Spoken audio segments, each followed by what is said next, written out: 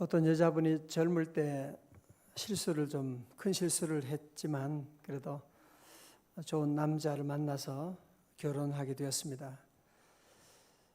결혼을 하게 되어서 행복하게 사는데 이 여인은 자기의 과거를 잊을 수가 없는 거예요. 과거의 그 죄책감. 그래서 어느 날 남편에게 자기의 모든 걸 얘기를 했어요.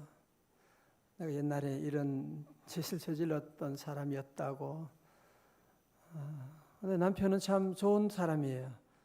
뭐 그런 과거 없는 사람이 누가 있냐고.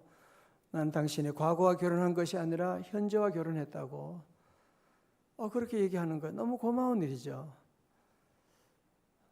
그런데 여인은 그런 얘기한 것 이후로 계속 아직도 마음에 이게 해결이 안 되는 거예요.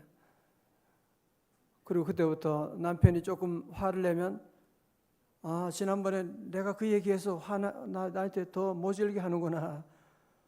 어느 날 시어머니가 와서 이렇게 잔소리하면 남편이 지난번에 내가 얘기한 거 시어머니 다 얘기해가지고 그래서 나를 이렇게 힘들게 하는 것이구나 라고 자꾸 생각을 하게 되는 거예요. 그러니 부부간에 좋은 관계가 절대로 될 수가 없는 거죠. 이거 뭐라고 합니까? 죄책감이라고 하는 거예요. 우리 인간 사이도 죄책감이 있게 되면 좋은 관계를 맺을 수가 없어요. 부부 사이도 죄책감이 있게 되면 좋은 관계가, 행복한 관계가 만들어질 수가 없는 거죠. 마찬가지로 우리와 하나님과의 사이에도 하나님 우리를 용서해 주셨다고 하는데도 우리는 자꾸 그걸 제대로 받아들이질 못하는 거야. 하나님 나 혼내실 것만 같고, 언젠가 하나님 나를 사고 내게 할 것만 같고. 여러분, 요즘도 보면 어떤 사람은 나는 절대로 죄가 없다 그래도 판사가 죄가 있다고 하면 죄가 있는 거예요. 그죠? 내가 아무리 죄가 없다고 소리 질러도 다 소용없는 것입니다. 또 판사가 죄가 없다고 얘기하면 무죄다, 혐의 없음 선언하게 되면 그러면 누가 뭐라고 해도 아무리 검사가 아무리 고소하고 누가 뭐라고 해도 상관없는 거야. 판사가 죄 없음, not guilty 선언되면 그 사람은 자유의 몸이 되는 겁니다. 물론 자기 감정은 안 따라올지도 모르지만 판사가 그렇게 얘기했는데, 여러분, 우리 죄 용서는 우리가 잘해서 용서받는 게 아닙니다. 우리가 착하고 잘해가지고 용서받을 만한 육체를 가진 사람이 누가 있어요? 용서는 내가 잘해서 받는 것이 아닙니다. 하나님이 우리를 용서하셨기 때문에 우리가 용서받은 거지. 자, 여러분, 그래서 우리 예수님은 십자가에 달리시면서 제일 먼저 십자가 위에서 하신 말씀이 뭐냐? 바로 죄 용서에 대한 말씀을 하시고 기도를 하셨던 겁니다.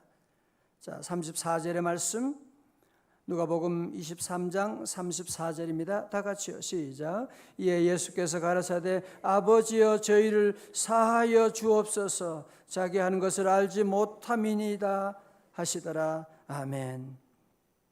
여러분, 여기서 먼저 하나 우리가 배울 수 있는 것은 뭐냐면, 우리 주님은 십자가 위에서 그 모진 고통 가운데서 죽음을 이제 얼마 앞두고서 또 하신 것이 뭐냐면 기도하신 것이다. 여러분, 그렇습니다. 기도라고 하는 것은 어떤 좋은 순간에만 하는 것이 아니고 어려운 순간에도, 위기의 순간에도, 몸이 늙어도 할 수 있는 것이 기도고, 몸이 아파서도 할 수 있는 것이 기도고. 저희 아버님도 보면 병상에서 돌아가시기 얼마 전까지, 몇 시간 전까지도 기도하시고, 계속 병상에 계시면서도 늘 자녀 위해 기도하고 아들 목사 위해 기도하고. 그래서 여러분은 절대로 기도를 포기하면 안 돼. 어떤 어려운 상황이 와도 우리 주님은 십자가에 달리시고서도 기도를 그렇게 하셨는데, 여러분 평생 천국 갈 때까지 기도 쉬지 않기를 주의 이름으로 축원합니다. 또한 보세요. 우리 주님은 기도할 때 뭐라고 합니까? 먼저 아버지여 저희를 사하여 주옵소서. 기도 마지막에 십자가에서도 우리 주님은 기도할 때 아버지여라고 말씀하고 있는, 하나님은 나의 아버지라고 하는 사실을 여기서 말씀하고 있는. 그래서 오늘 우리도, 저와 여러분도 때로는 이해할 수 없는 아픔을 겪을 때가 있거든. 왜 나는 내가 뭐 잘못한 것도 없는데 왜 내게 이런 억울한 일이 오고, 속상할 때가 있고 몸이 아플 때가 있고. 여러분, 그래도 우리가 할 일은 뭐예요? 아버지요, 아버지요. 다 같이 아버지요, 하늘에 계신 아버지. 여러분, 정말 절망의 순간, 어떤 순간에도 이 기도를, 이 고백을만 할 수 있다면, 하나님이 나의 아버지가 되신다는데, 여러분 이 믿음을 가지면 더 이상 뭐가 필요해요? 하나님의 아버지이시라는데, 하나님의 아버지인데 돈 때문에 걱정하려서, 재벌 아들이 돈 때문에 걱정한다, 그게 거짓말이지. 재벌 아니든지 아들이 아니든지. 응? 그래서 우리 성도들도 늘, 우리 주님도 기도를 가르칠 때 제일 먼저 하늘에 계신 우리 아버지여라고, 아버지라고 먼저 부르라고 우리에게 가르치셨거든요. 여러분은 늘 어떤 환경 가운데도, 어떤 상황 가운데도 늘 기도해요. 아버지, 아버지. 길게 안 해도 괜찮아요. 그냥 아버지만 부르면 돼요. 아버지, 아버지요. 여러분, 그러면 눈물이 쏟아지게 됩니다. 하나님이 나의 아버지가 되시는데, 전능하사 천지를 만드신 하나님이 나의 아버지가 되시는데 내가 왜 두려워하겠느냐. 같이 아멘. 오늘도 여기서 우리 주님은 기도하시면서 무슨 기도를 합니까? 아버지여, 뭐요? 저희를 사하여 용서하여 주옵소서. Father, forgive them. 하나님, 저들을 용서하여 주옵소서. 기도하고 있는, 우리 주님은 당신을 위한 그 고통 가운데 나의 이 고통을 좀 면하게 해주세요, 그런 기도한 것이 아니고, 아버지 저들을 용서하여 주옵소서. 우리 주님의 용서의 대상은 거기 있는 로마 군병들만이 아니지요. 바로 2000년이 지나 오늘 저와 여러분, 아직도 예수님을 십자가에 못 박고 있는 저와 여러분의 모든 죄까지도 주님은 다 짊어지시고, 아버지여 저들을 용서하여 주옵소서. 아버지여 저 김집사, 신목사 다 용서하여 주시고,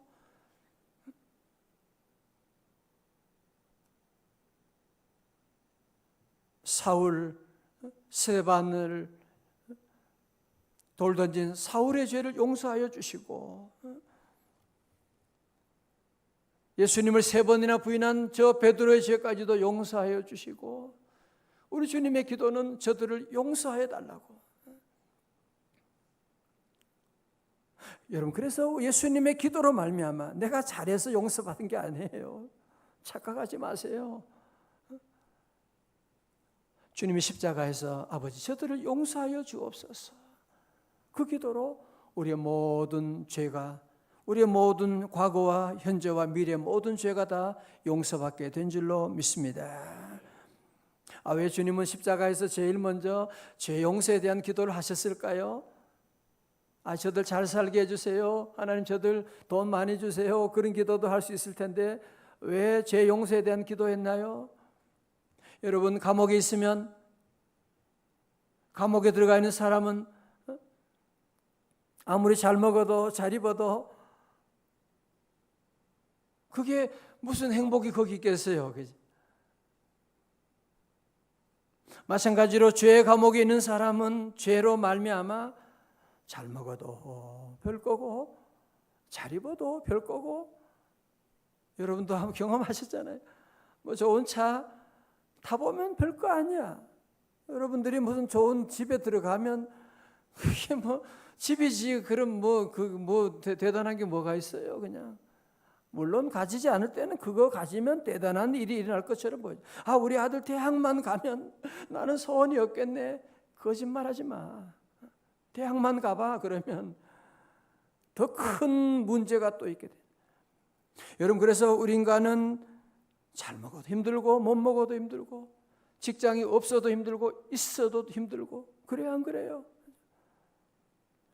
직장 다닌 사람은 직장 때문에 힘들고, 은퇴하신 분은 물어봐요. 얼마나 좋으시냐고. 은퇴한 분들은 내가 직장 다닐 때 얼마나 좋았는데 열심히 일할 것. 전 아이들 키울 때 아이들 빨리 결혼시켰으면 좋겠네. 얘들 빨리 좀 보냈으면. 다 보내고 나니까 애들 같이 있을 때가 참 좋았네. 바보 같은 소리만 계속하고 있어요. 왜? 우리 인간은 죄 때문에 그런 거예요. 다윗은 왕이었지만 그런 고백을 하는 것, 시편 32편 2절에서 내가 토설치 아니할 때 종일 신음함으로 내 뼈가 쇠하였나이다. 여러분, 죄를 짓게 되면 그 죄로 말미암아 내 뼈가 신음하게 되고 우리 온 몸이 다, 그래서 여러분이 몸이 아프고 불안하고 여러분의 마음속에 있는 모든 번민과 이런 모든 괴로움이 사실은 따져보면 그 원인은 사실은 한 가지입니다. 바로 죄로 말미암아.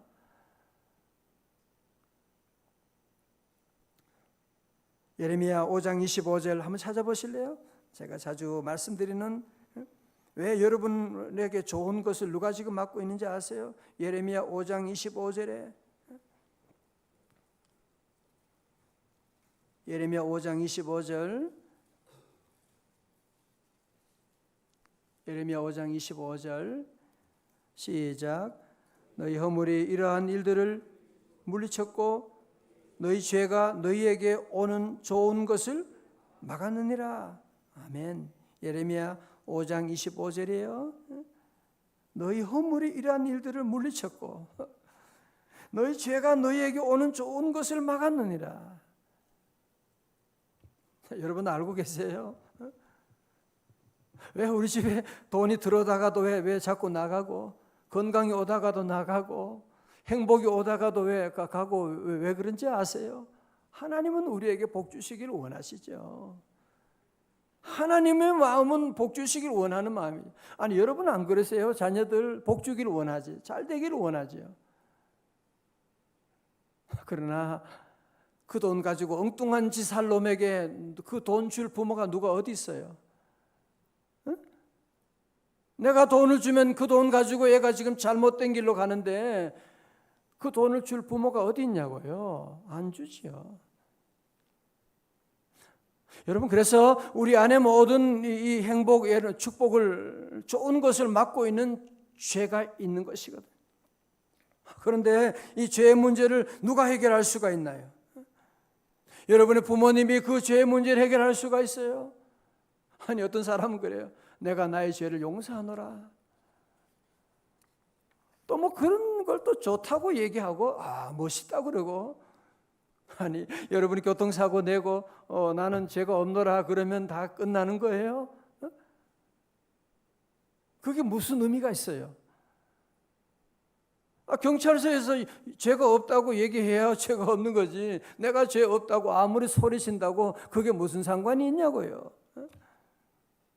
그래서 우리의 모든 죄의 문제, 좋은 것을 맡고 있는 죄의 문제를 우리 주님은 우리 힘으로는 해결할 수가 없으니까 하나님의 아들 예수님이 그 모든 죄의 짐을 다 짊어지시고 십자가에 돌아가시고,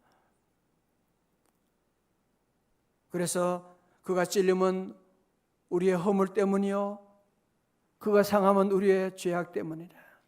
그가 채찍에 맞음으로 너희는 나음을 입었느니라. 주님이 대신 짊어지신 거예요. 모든 고난 당하신 거예요. 그러면서 우리를 살려주시게 되고, 여러분, 그러므로 우리의 죄를 용서하실 분은 하나님의 사랑으로 예수의 피밖에 없는 줄로 믿습니다. 나의 죄를 씻기는, 다 같이 뭐예요? 예수의 피밖에 없네. 나를 정케 하기도 예수의 피밖에 없네. 예수의 흘린 피, 예수의 흘린 피 날 희게 하오니 귀하고 귀하다. 예수의 피밖에 없네. 할렐루야. 오늘 새벽 사랑하는 성도 여러분, 앞에서 말씀드린 것처럼 죄책감 가운데 평생을 고민하고 고생하는 그런 여인처럼 믿음 생활하면 안 돼요. 죄 용서는 내가 잘해서 용서받는 것이 아니고, 우리 주님이 용서해 주셨다고 하면, 주님이 죄 용서를 성경에 말씀하고 있으면 여러분이 자꾸 경험과 느낌을 자꾸 따라가면 안 되고, 말씀을 결론으로 삼고, 로마서 8장 1절 뭐예요? 그러므로 이제 그리스도 예수 안에 있는 자에게는 결코 뭐가 없나니? 정죄함이 없나니. 그리스도 예수의 생명의 성령의 법이 죄와 사망의 법에서 너를 해방하였음이니라. 믿으시면 아멘. 결코 누구도 우리를 정죄할 수가 없는 것입니다. 누가 우리를 정죄하리요? 죽으실 뿐 아니라 다시 살아나신 이는 그리스도 예수시니. 그런데 왜 여러분이 자신을 자꾸 왜 정죄하세요? 바보 같은 게, 못된 놈이, 너 같은 놈이 살아. 우리 주님이 용서해 주셨다는데, 주님의 십자가 위에서 용서해 주셨다고 하는데 왜 아직도 용서를 받지 못하고 믿지 못하고 죄책 가운데 믿음 생활하고 하나님의 그 은혜를 다 받아 누리지 못하는 분들이 많아요. 용서를 받아들이지 못하면 자꾸 율법적으로 가는 거예요. 율법적으로. 오늘 새벽 첫 번째로 우리 성도들은 주님이 나의 모든 죄를 다 용서해 주셨다. I am forgiven. 주님이 나의 모든 죄를 용서하셨다.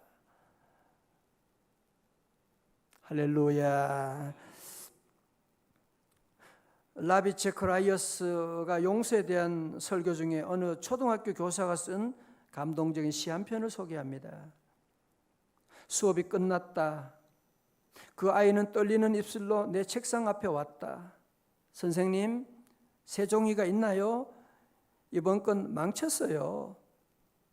나는 온통 얼룩진 종이를 받고 깨끗한 새 종이를 주었다. 그리고 그 아이의 지친 마음을 향해 속삭였다. 얘야, 이번엔 더 잘해보렴. 하루가 끝났다.